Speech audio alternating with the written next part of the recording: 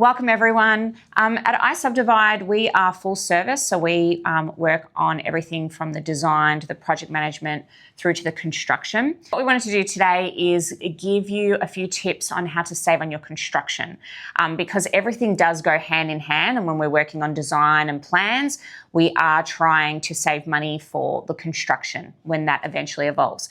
So a few of our tips today are for those that maybe already have a construction quote and it's blown out and you're trying to reduce it, or if you are working on the design at the start, just have these things in the back of your head so that when you are designing, you know you're also reducing your construction costs.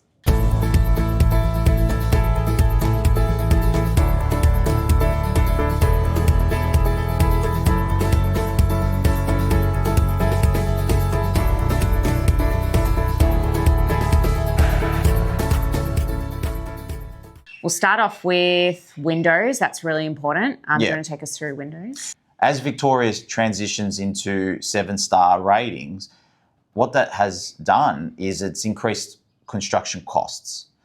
So one way to combat it, but also still achieve that 7-star rating, is to look at your window sizes.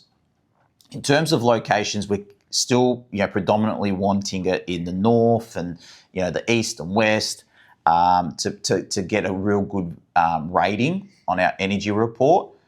But if we reduce the sizes, it minimises the glazing, and that sort of allows us to sort of save some costs in terms of the construction costs. So ultimately, we're not compromising on bringing in light. What we're saying is, let's look at alternatives, make a smaller window in that location. We'll still get some great light, but it doesn't have to be this large window. Back in the day, single glaze windows you could get away with, but now forget about it. So now we're looking at majority of the windows now have to be double glazed or, thermal broken glass and all that, cool stuff. Now even some, eventually we'll get to the triple glazed as we, continue the star rating. But ultimately, be smart about the location, keep it in the same location as we want, but just be a little bit, strategic in terms of the sizes. Okay, another thing we want to take you through is ideally when you are developing, if you can, single stories will always be the better option. They're just obviously cheaper to build, quicker to build, so your holding costs are lower. But if you do a double story, what are some things that you can do with your floor plan to help reduce the cost of the build quote? Look, some of the things that we try and look at is ensuring, and look, it's very difficult for each job site because when you're doing unit developments, each site is different. So setbacks have to be, they'll vary from job to job. But some of the tips that we would suggest is try and keep upstairs frames onto the downstairs frame. So it could be just basically the same similar path. What that does is it minimises steel requirements. Steel will be, if you've got a setback upstairs compared to downstairs, you're going to have a steel beam with probably a couple posts, steel posts, picking up upstairs frame. So that's, you're starting to save money in that regards. Other alternatives are to look at your cladding upstairs as well as downstairs. A lot of people are looking towards the Hebel because it's slightly cheaper than brickwork. There was a shortage of bricklayers, during the whole COVID scenario. Bricklayers' prices were, they were skyrocketing in certain areas. So Hebel was a solution. Many are looking towards keeping the front facade as brickwork to keep that traditional home look, and then the other side, the two sides in the back being weatherboards or Hebel. So there's some of the other tips that you could use to save a couple bucks. So another way that you can save money on your construction costs is, of course, materials. So this is other than the exterior, these are your internal materials. So, if you've got floors, if you had to reduce your costs, you could go from, your engineered floors to tiles perhaps, or hybrid floors are an option. When you're looking at your stone. So when you're picking your stone and you're going out with your builder or with your designer to have a look at options, Just note and remember there is always a builder's range that is at the lower level of your, or at the lower end of your cost. And that's kind of, if you are on a budget, you might want to be looking to start there and then maybe get a quote for the next level up. But all your stone will come in levels, and you'd want to be starting at that builder range and see what the selection is like, see if you like it. Another thing you can do is, so if you're doing, say, a feature timber grain cabinetry, or that's the look that you want to go for, maybe just put that as a feature. So that could be under your island or on your overheads, and then everywhere else could be a white melamine. You could save some money on your stone splashback by replacing it with some tiles.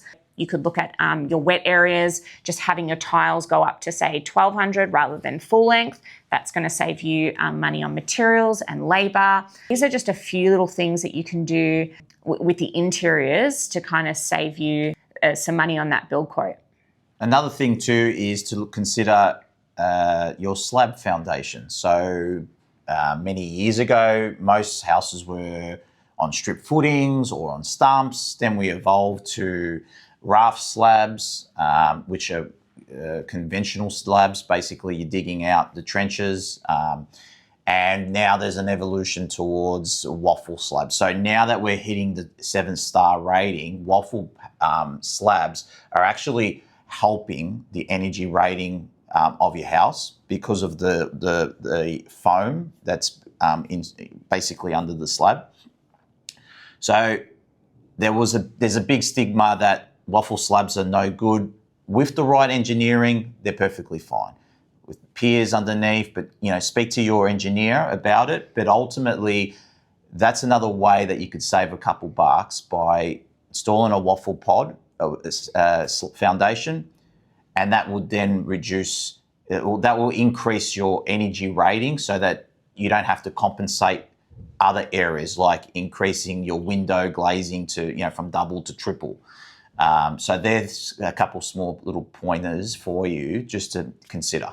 And finally, just a note for anybody who's looking to develop and searching for a site, do try to avoid sites with, a steep slope. That does affect your construction cost greatly. Yeah, just in terms of the retaining walls, I mean, as soon as you start doing retaining walls, you've got to get engineering, you've got to get working drawings, you've got to get a build permit, there insurance after if it's over a certain amount. So all of a sudden you're over 10 grand just like that, and you haven't even started.